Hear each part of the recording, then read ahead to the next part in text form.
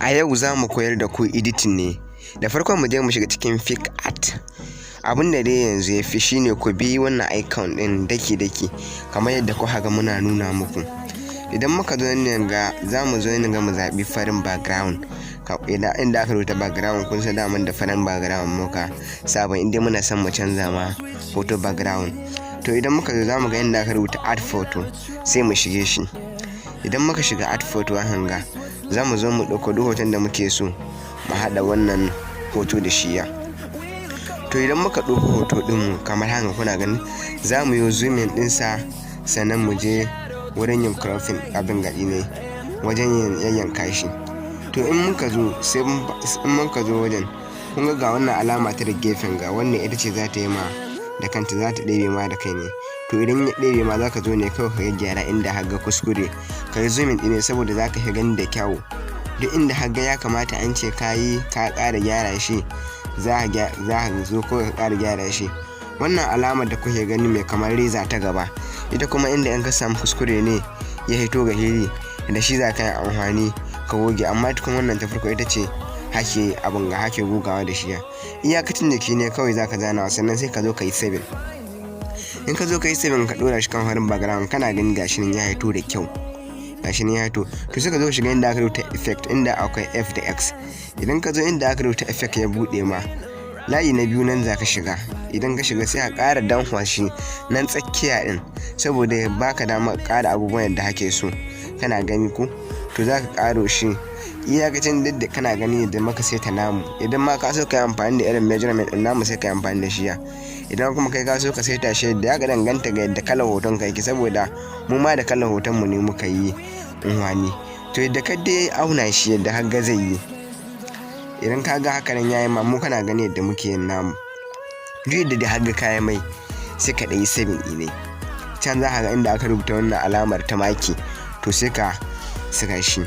Haka yanzu gashi nan mun canza mu hoton mu kala. Yan uwa kada ku manta da Allah ku mana subscribe a channel ɗin Alkasim TV. Sai a ƙara shiga wajen da aka rubuta add photo.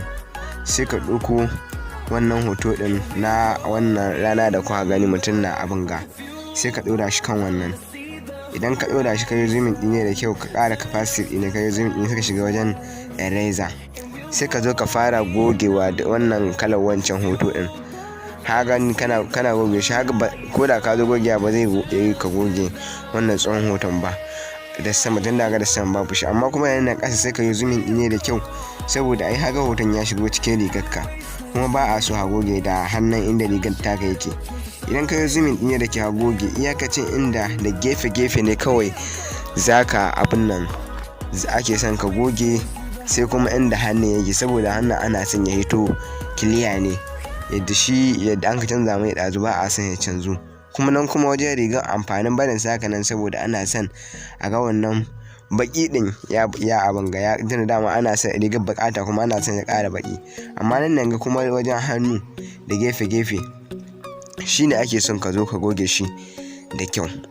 Abin dai wajen wannan gogewa ɗin ka kula da kyau saboda ana iya zuwa a samu mistake idan bayan kuma an goge sai a je wani wuri a dinga ganin inuwa ko kuma wani abu dai kamar haka. Amma dai idan ka tsaya ka kwantar da hankalinka kana sana quiet place ka goge shi da kyau to zai hita.